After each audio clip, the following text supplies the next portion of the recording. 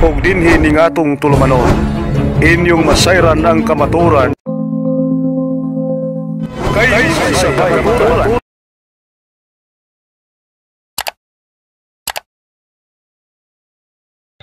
Yan, magandang umaga sa inyo, gabi, hapon mga kapatid. Muli sa awat tulong ng Diyos ay tayo makapagpapatuloy naman sa panibagong live. At ang ating tema ay si Peter Pendon. Dahil sinasabi nito ni Peter Pendon, takot daw tayo sa kanya sa diskusyon. At nag-abang daw siya ng 3 araw. Hindi daw ako sumipot. Unang-una, ating alamin. Ano ba yung kontekstong sinabi ko kay Peter Pendon para matuloy ang diskusyon? Tama yung sinasabi niya. Unang-una, naghamon siya. Hindi naman ako naghamon sa kanya. Dahil unang-una, kung sa Seventh-day Adventist, ang hinahamon ko si Chris Bacalares. At iisang tema ang patutunayan ko sa mga SDA.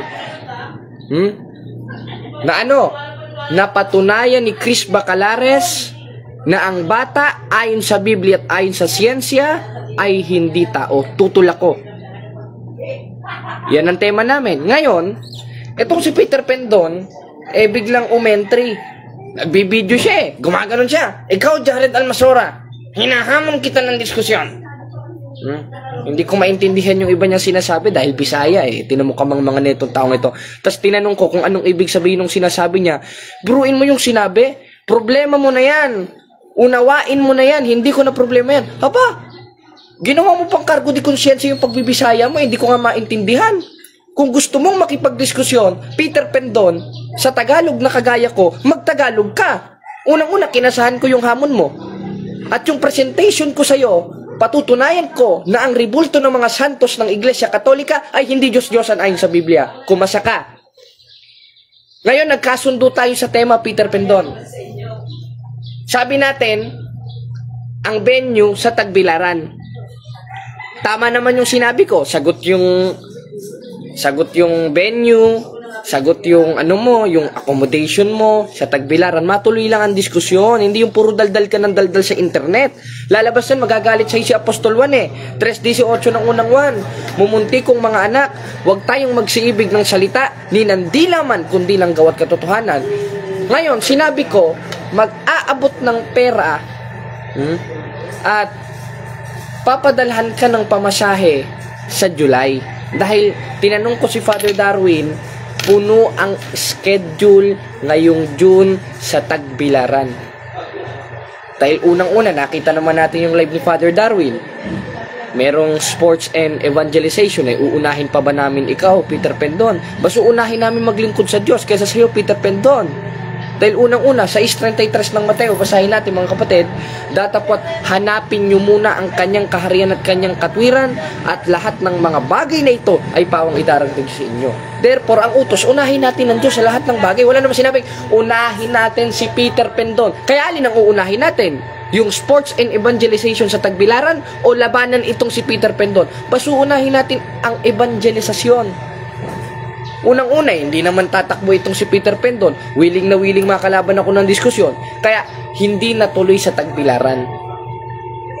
Bakit? Dahil unang-una, atat na makadiskusyon ako. Hindi naman ako tatakbo sa iyo dahil ni isang protestante, wala akong tinakbuhan, Peter Pendon. Tandaan mo yan. Dahil mga tatag lang kayo ng tao, tapos ang tatapang ninyo, ako matatakot ako sa inyo. Hindi ako matatakot sa inyo. Anong pakialam ko? Dahil naniniwala ako, nasa amin si Kristo. 28:20 ng Mateo. At narito, ako'y sumasa inyong palagi hanggang sa katapusan ng panahon. Therefore, nasa amin si Kristo. Wala sa inyo dahil tatag kayo ng tao. 17:24 ng gawa. Ang Diyos na gumawa ng sanlibutan lahat ng mga bagay na narito, siya palibhasa Panginoon ng langit at lupa, ay hindi tatahan sa mga simbahang itinatag ng tao. At isa sa simbahang itinatag ng tao, ang Seventh-day Adventist na kinaaniban ni Peter Pendon at Chris Bacalares na may weirdong doktrina dahil sa puno nilang babae na bawal ng Diyos. 2:12 ng unang Timoteo na ang bata daw ay hindi tao. Yan ang hamon ko Yan ang hamon ko. Yan ang hamon ko kay Chris Bacalares. Bakit itong mga alagad ni Chris Bacalares, yung mga Kumakasa sa hamon, ba't kayo ba si Chris Bacalares? Ang hinahamon ko si Chris Bacalares, hindi kayo. Na ang tema, patunayan ni Chris Bacalares na ang bata ay hindi tao ayon sa Biblia at ayon sa siyensya. Hindi naman kumasa. Ang naghamon, itong si Peter Pendon na hindi ko naman hinahamon. Kaya nagpapapansin na lang itong si Peter Pendon Kaya sa susunod, Peter Pendon, kung maghahamon ka ng diskusyon, ikaw ang mag-adjust. Unang-una, Bisaya ka, Tagalog ako. Hindi ko naman gamay yung Bisaya. Kaya mag-Tagalog ka. Kaya nga nung tinanong kita ba't ayaw mo mag-Tagalog? Bisaya ko Tanong, ano ang nationality mo? Pilipino o Chinese? Pilipino. Ngayong Pilipino, ano ang national language ng Pilipino? Tagalog o Bisaya? Tagalog. Di bang Tagalog ka? Tapos ako itatangi mo, sasabihin mo mahina ako. Wala naman akong tutol doon. Patunay na sa Diyos ako. 1:27 ng unang Korinto, sapagkat pinili ng Diyos ang mangmang at kahinaan ng sanglibutan. O ngayon, Peter Pendon, paano mo tututulan ito? Nasa Biblia ito At inaamin naman ng inyong Seventh-day Adventist belief, a 27 fundamental doctrine sa page 227,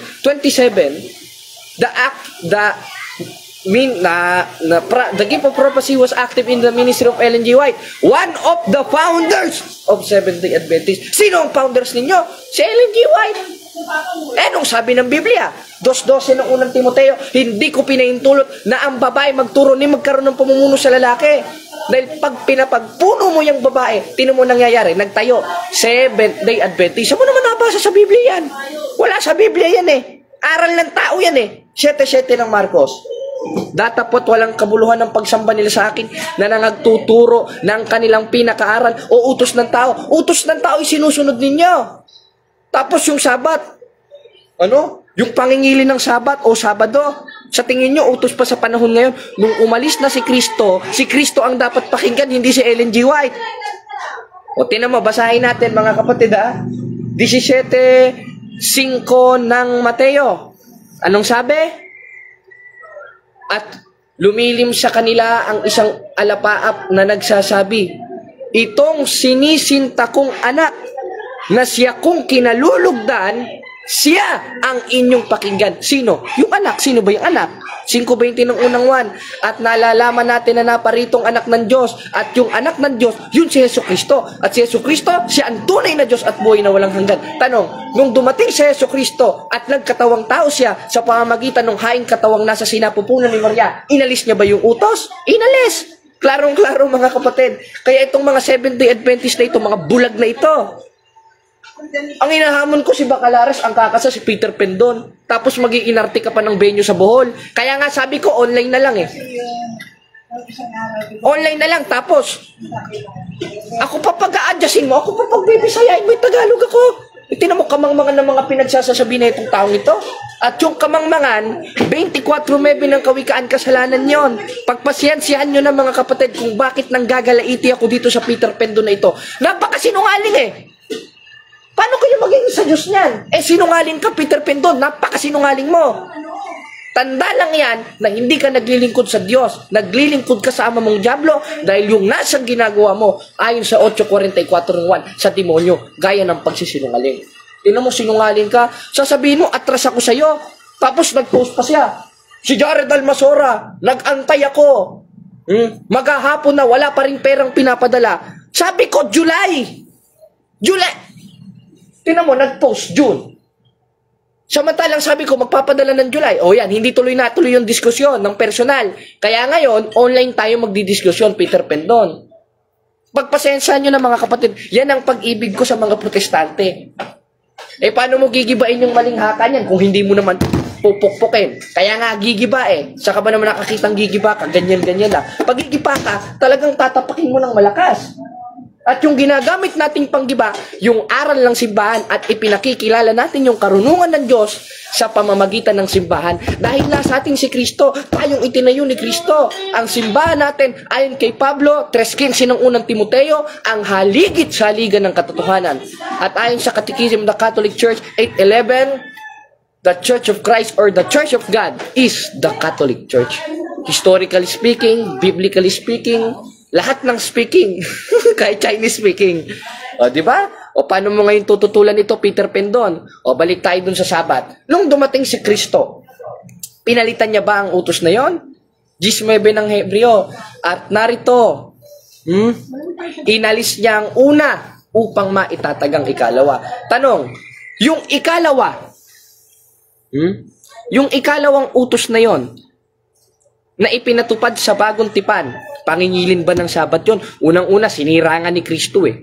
At pag nagkakatipon ng mga apostol sa bagong tipan, unang araw ng sanglinggo. At papatak yung unang araw ng sanglinggo ng linggo. Letra por letra. Walang niya ito, lalo na itong ano na ito. Basahin natin. 27 ng Gawa. At ng unang araw ng sanglinggo, nang kami magkapisan at pagputol-putulin ng tinapay. Ano ba ibig sabihin ng unang araw ng sanglinggo? Linggo. Therefore, ang mga apostol, linggo sila nagkakatipon. Tanong, nangingilin ba sila ng Sabat? Unang-unang ang sumira ng Sabat si Kristo eh. 5:18 ng 1. Dahil nga dito'y lalo siyang pinagsisikapang patay ng mga Hudyo. Bakit? Sapagkat di lamang niya sinira ang araw ng Sabat. Sinira ni Kristo ang araw ng Sabat. Kaya ang tanong ko sa mga Seventh-day Adventist at sa mga Christian denomination na ito na mga demonyo at tatag ng tao, bakit pinagsisikapang patayin ng mga Hudyo si Kristo ayon sa 5:18 ng 1? A.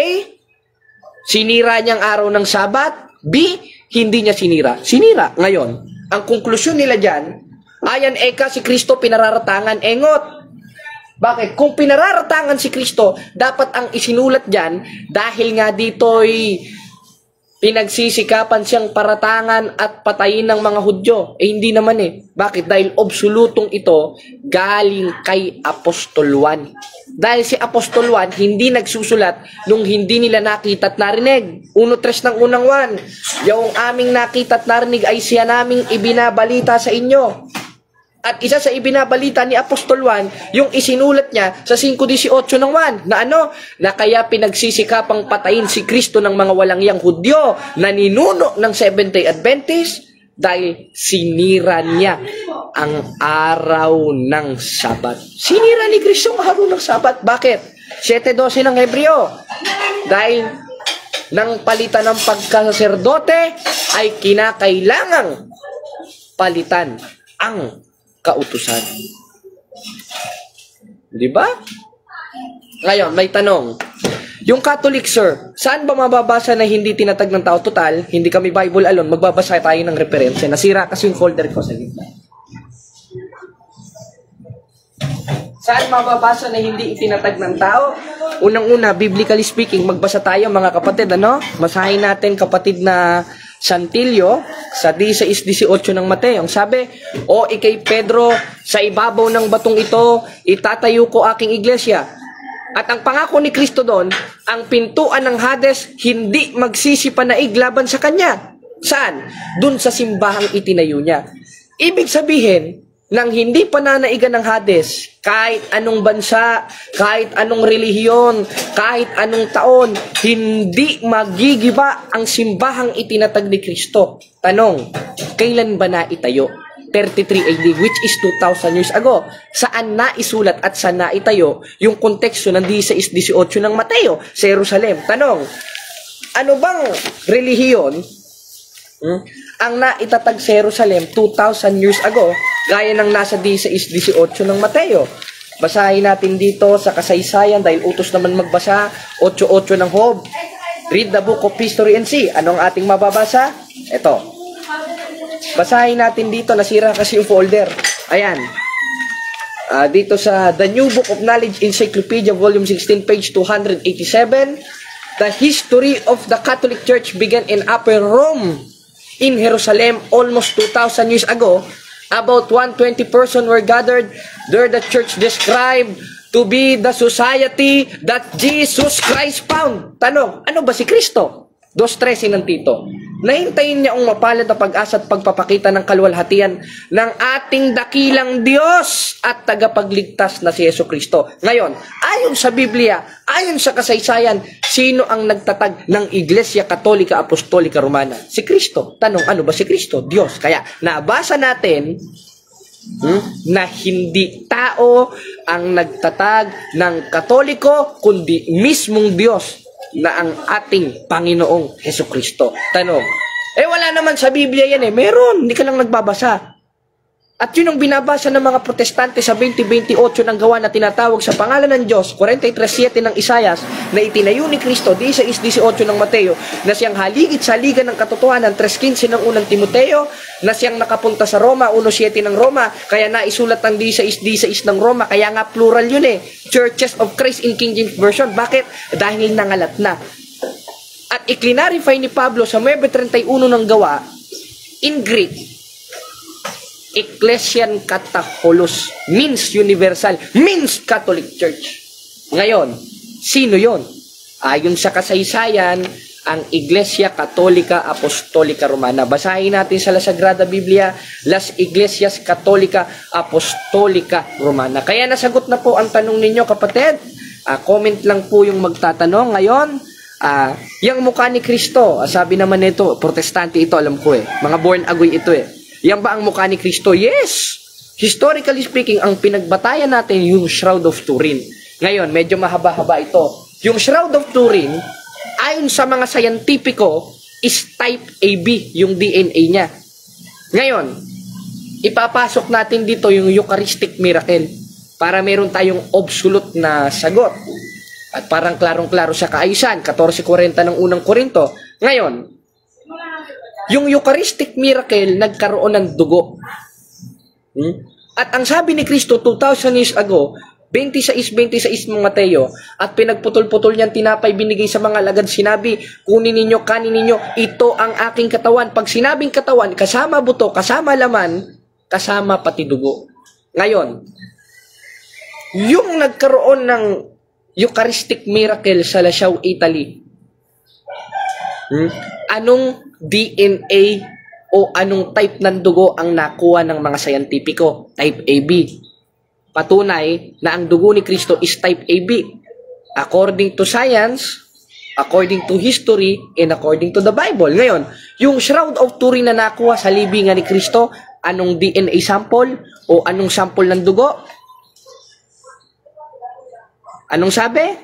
Type AB. Kaya nakakasiguro kami na nasa amin si Kristo at may batayan kami ng mukha ni Kristo, historically speaking, scientifically speaking, at biblically speaking, dahil patunay na nasa amin talaga si Kristo. 28:20 ng Mateo, at ako'y sumasa inyong palagi hanggang sa katapusan ng panahon. Yan ang sagot ko sa iyo, kapatid. Ayan, sige, baka may tanong pa yung mga protestante. Pwedeng umakyat yung mga protestante, ha?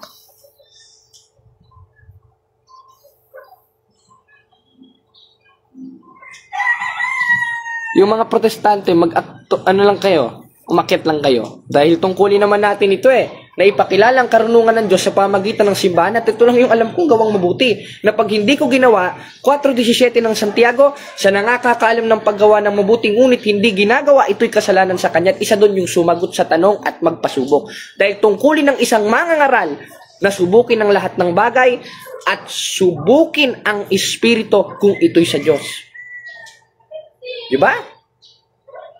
Basahin natin ang unang Tesalonica 5:21-22. Nasulat ni Apostol Pablo, subukin ninyong lahat ng bagay, ingatan ninyong mabuti, layuan ninyong bawat anyo ng masama. Therefore, kung talagang totoong Kristiyano ka, susunod ka kay Kristo at susunod ka sa isinulat ng mga apostol na inutos ng ating Panginoon Kristo. Dahil lahat ng sulat ng mga apostol, 14:37 ng unang Korinto, kung iniisip nino man na siya'y propeta o ayon sa Espiritu, ay kilalanin yung mga bagay na sa inyo isinusulat ko na pawang utos ng Panginoon. At sa utos ng Panginoon, unang Tesalonica 5:21, subukin yung lahat ng bagay. Kaya sumusubok tayo.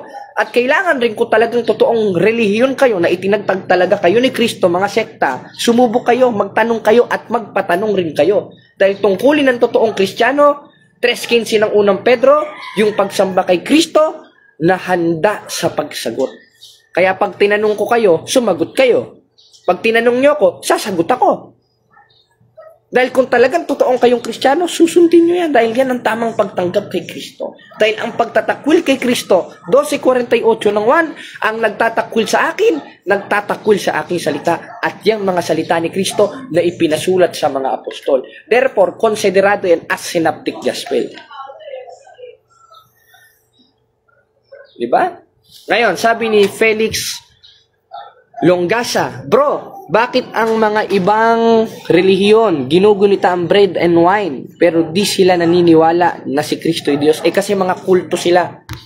Di na ako magtataka, panahon pa lang ng mga apostol, marami na yan 2:18 ng unang 1. Mumunti kong mga anak, itong huling oras, gaya ng inyong narinig darating ang Antikristo, kahit ngayon na ay marami ng Antikristo. Ano yung isa sa halimbawa doon?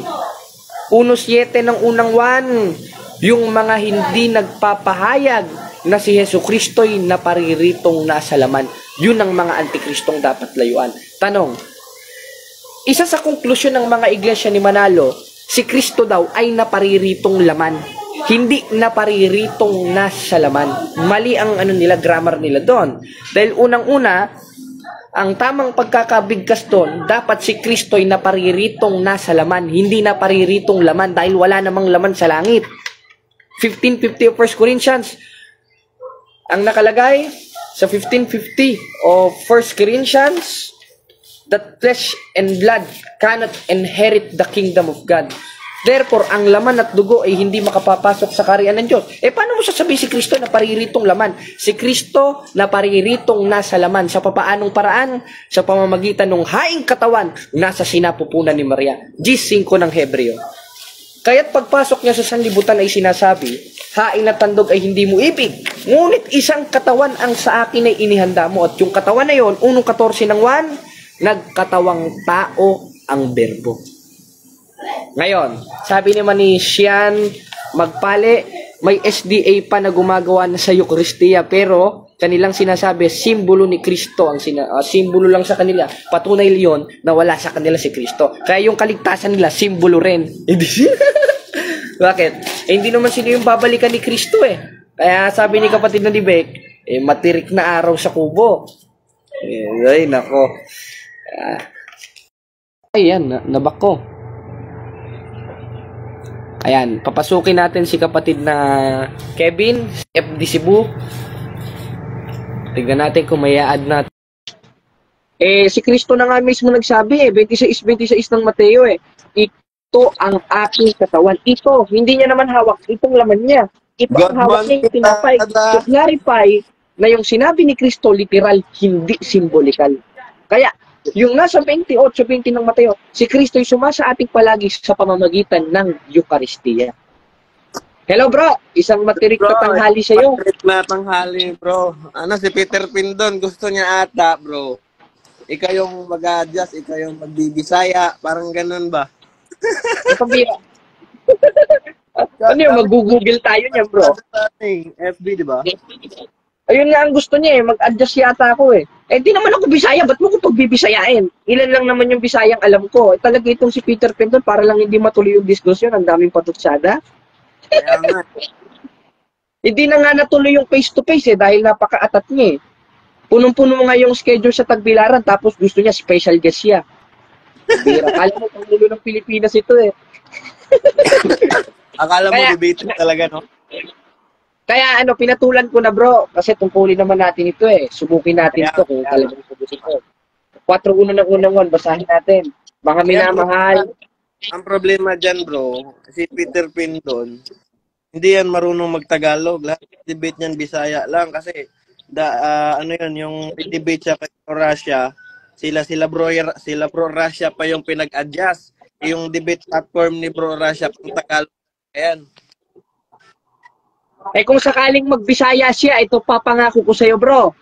Kung sakaling magbisaya si Peter Pindon sa diskusyon, ipapatigil kong diskusyon. Tagalog kami dahil Pilipino mga nanonood. Kaya nga.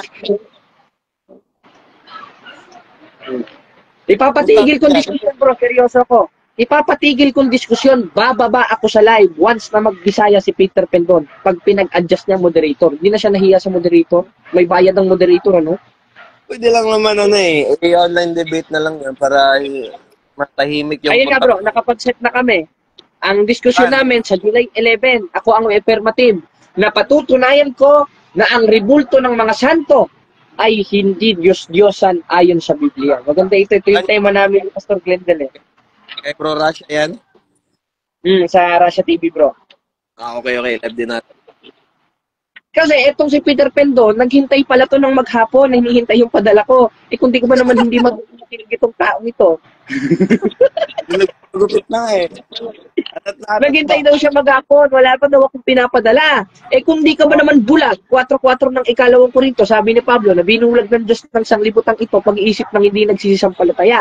At isa na siya doon sa binulag ng Diyos ng sanglibutan. Dahil yun yung ama niya, sinungaling ako, may ibang video pala ako dito na edit yung ano. Hindi ko pa na ang busy ko ngayon, sobrang busy ko. Ano ba mga ginawa mo, bro?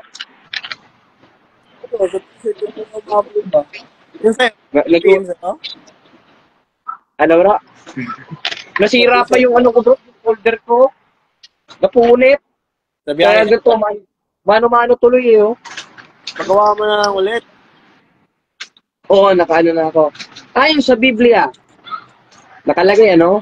Flat ba ang earth? Hindi. Ay, ito, may tumawag.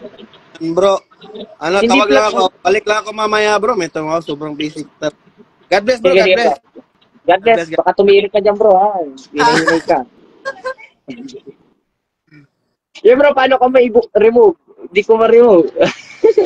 Yan, flat ba ang earth? Hindi po flat ang earth. Dahil lang nasa Isaiah, ang nakalagay, the God is sitting upon the circle of earth. Nalimutan ko lang yung talata, lagi ko itong binabasa nung nakikipag-diskusyon ako sa mga ateista eh.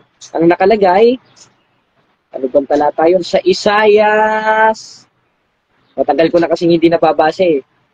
Sa Isaiah, nakalagay, the God is seated upon the circle of earth. Kaya bilog ang mundo ayon sa Biblia, hindi flat. Dahil kung flat, laglag na sana tayo dyan. Flat yun eh. Paano yung mga aeroplano? Dire-diretso lang. Ayan. Ngayon ay tingnan natin yung comment.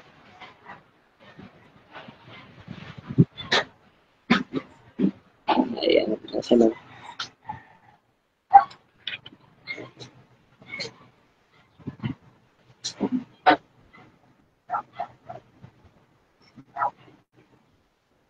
Nasa na ang ano?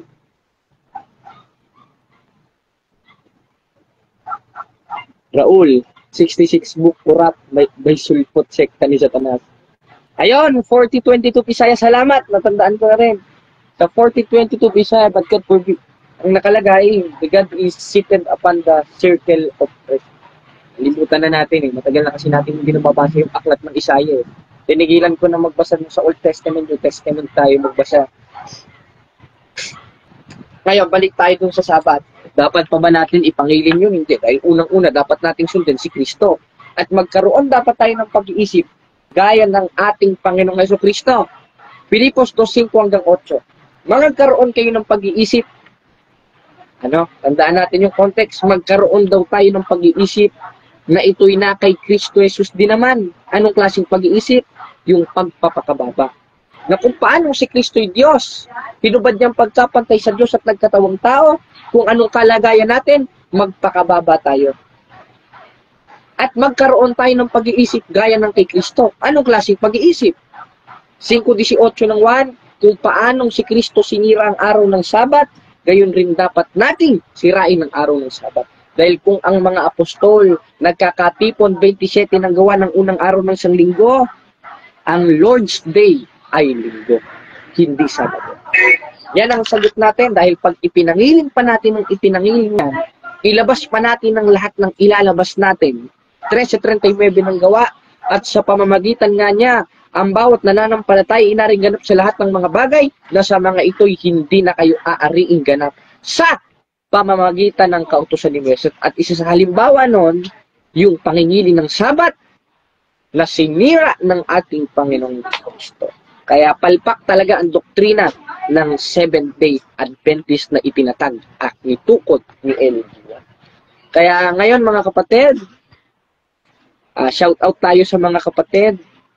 Ayan natin. At kung mayroon pang mga tanong, i-comment lang o kaya umakyat para mas maayos tayong makapag-usap. Ano.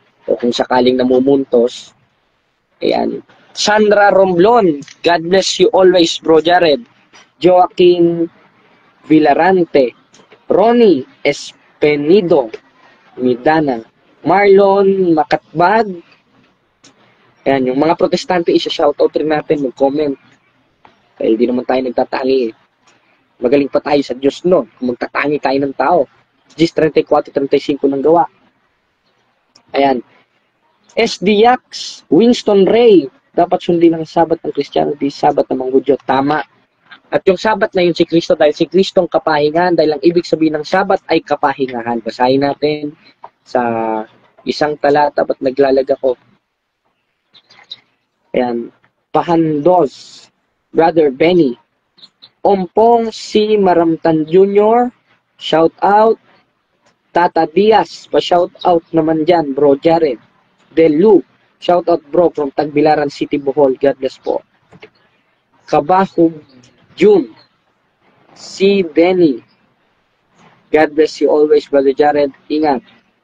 Eugene Gapo, isang matirik na tanghali sa'yo.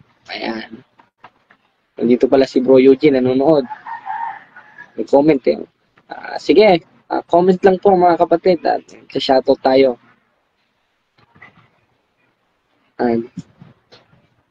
John Jo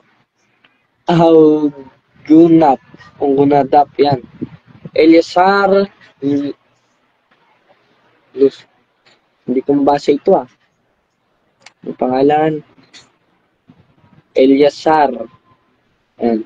Eliasar La Cuesta. Shout out. Joseph Jimenez, Laurica I. Jonard. God bless, bro Jared. Ang kagigising mo. Raymond Samson Canales watching.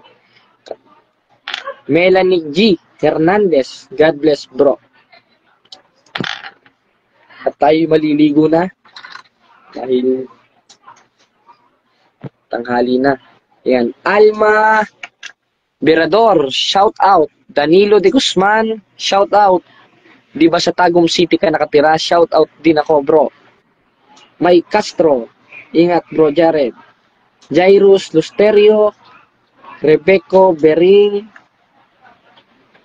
Numeriano Lagamon Jr., Adimar F. Pentinio, Marlon C. Pelenio, Gilbert C. Matiban. Bro, kung may debate, kung magdebate ka, patunayan mo ang ating reliyon patutunayan din nila sa kanila. Ayan. Kabahog June. Junib, shout out bro, Jared. Ayan. Noel Salazar, watching from Los Baños, Laguna. June Toy, pasok ka na ba sa seminary?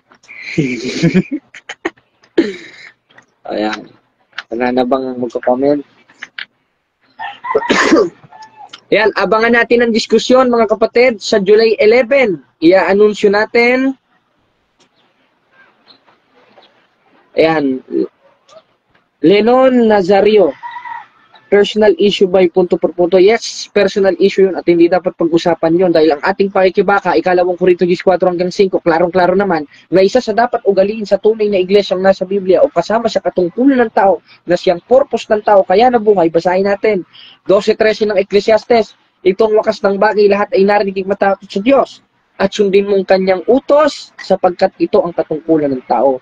At isa doon, sa dapat natin sundin, yung way ng pakikibaka ng mga apostol. Sa papaanong paraan, ikalawang Korinto 14 hanggang 5, hindi dapat laban sa laman. Kasi yung issue na yun, ayoko rin panghimasukan, issue yun kay Manalo Yung pangre-rape ni Manalo Lahat naman tayo nagkakasala 7:20 ng Ecclesiastes. Tunay na walang matuwid sa lupa na gumagawa ng mabuti at hindi nagkakasala. Kaya para sa akin, wala yung issue na yun at hindi dapat panghimasukan.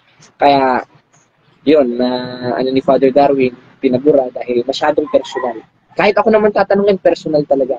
At abangan natin ang diskusyon sa July 11, alas 7 ng gabi kay Peter Pendon na patutunayan ko na ang ribulto ng mga santos ng Iglesia Katolika Apostolika Romana ayon sa Biblia ay hindi Diyos-Diyosan. Parang yung debate ko rin sa sa Iglesia ni Soriano MCGI. Ayan. Daphne Gutierrez, pwede po magtanong. Mark Ryan, Jerome, shout out from watching from Zamboanga. Rico Aguilar, good PM. Oh, Mary Loves. Priele Alde, ayan, shout out.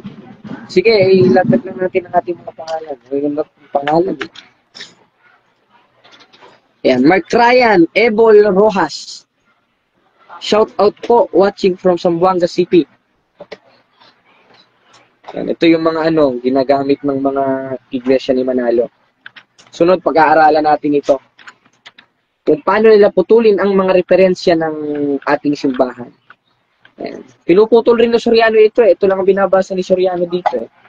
Yung pahina 25. Tapos yung quotes ng kalaban, yun lang binabasa nila. Tapos sasabihin, mga pare, yun na nga mismo umamin na hindi galing kay Kristong pangalang Iglesia Katolika dahil inimbento ni Ignacio. Tama naman yun, wala naman tayong tutol doon.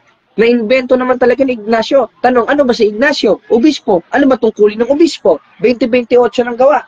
Ingatan ninyo inyong sarili lahat ng kabilang sakawan na kayo naman mga ginawang obispo upang pakanin ng Iglesia ng Diyos. Sa papaanong paraan? 22.1 ng Kawikaan, ang mabuting pangalan ay maiging piliin. At hindi naman basta-basta magdi-declare ang simbahan ng pangalan kung walang kakwenta-kwenta. Dahil may konteksto. Dahil yung iglesyang ipinangaral ng mga apostol, nangalat na. At kung ang babasihan natin, yung original na translation ng Biblia sa 9:31 ng gawa, Ecclesian Catholicos means universal, means Catholic Church. Kaya ang tamang translation niyan sa 9:31 ng gawa, sa La Sagrada Biblia ay Iglesia Katolika Apostolika Romana. At meron tayo, tayo lang naman ng simbahang binigyan ng otorisasyon ni Kristo. Di sa 19 ng Mateo, na anumang ipahintulot sa lupa, ipapahintulot sa langit. Ngayon, ipinahintulot ni San Ignacio na obispo ng Iglesia Katolika Apostolika Romana ang pangalang Iglesia Katolika. Ngayon, naaprubahan na ba ito sa langit o hindi? Naaprubahan. At yan ang hindi alam ng mga protestante dahil ang simbahan, 3:15 ng unang Timoteo, ang haligit sa liga ng katotohanan. Sabi naman ni Jun Chuy, ubus na ba mga protestante? Ubus na bro. Wala na dito sa plaza.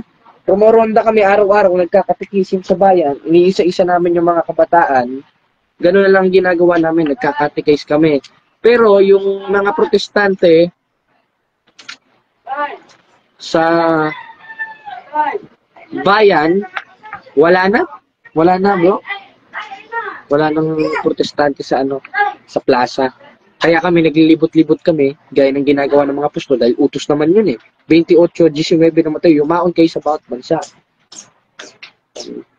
Ano po yung araw at buwan na buti na bumabagsak? Hindi po literal yon, kapatid. Hindi literal na araw at buwan yun dahil kung babagsak yon, gunaw lahat dito. Marami bang mangyayari pag bagsak nun kung sakaling yung buwan, yung between, babagsak talagang literal, ibig sabihin, wala na mga tao nun, hindi na mararapture yon. Hindi na maaagaw sa pag-agaw yon sa 1,000 taon. Diba? Basahin natin ang 26 ng Apokalipsis. Mapalad at banal ang makalakip sa unang pagkabuhay na mag-uli, na sa mga ito'y walang kapangyarihan ng ikalawang kamatayan, kundi sila maging saserdote ng Diyos at ni Kristo, na maghaharing kasama niya sa loob ng 1,000 taon. Sabi ni kapatid na Daphne, ano po yun? Hindi naman natin pwedeng i-self-interpret ito. Hindi ko pa naman nababasa kung anong paliwanag ng simbahan dito. Maganda, magpasakop tayo sa magisterium ng simbahan, sa aral ng simbahan. Babasahin natin at masasagot natin yan. Dahil wala kong ang hirap, pero meron akong self-interpretation, pero hindi ko sasabihin dahil baka maging heresy ito. At ayoko naman maging heretiko gaya ng mga protestanteng umurong sa pananampalataya na mga tanga. Tres-tres ng galasa sa sambayan ng Pilipino. Ang sabi ni Pablo, tanga na ba kayo? Nagsimula kayo sa Espiritu nga magtatapos kayo sa laman. Kaya hindi natin pwedeng i-self-interpretation ng Biblia. Meron paliwanag ng simbahan, meron tayong magisterium, at tignan natin ang paliwanag ng magisterium at basahin natin kung ano yung between na yun at ano yung buwan na yun na babagsak. Dahil ako, yung explanation ko, nung ako'y protestante pa, ang tinuro sa amin ng mentor ko, yung babagsak na between at yung babagsak na buwan, mga misay. Yun ang interpretation. Kasi kung literal na araw yun, literal na buwan yung babagsak, patay tayo talaga nun. Pati yung mga banal nun, patay rin. Agawin nga. 26 ng Apokalipsis. Kaya hindi natin pwedeng lagyan ng sariling pakahulugan.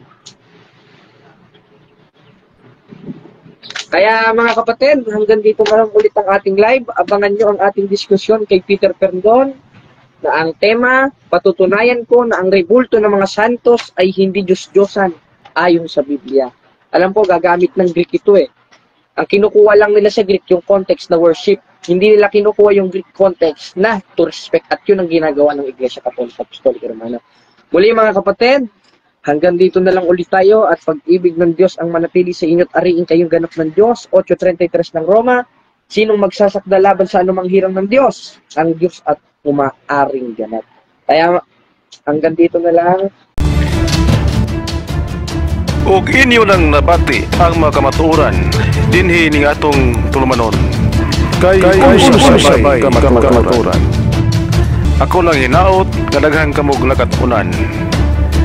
Daghang salamat.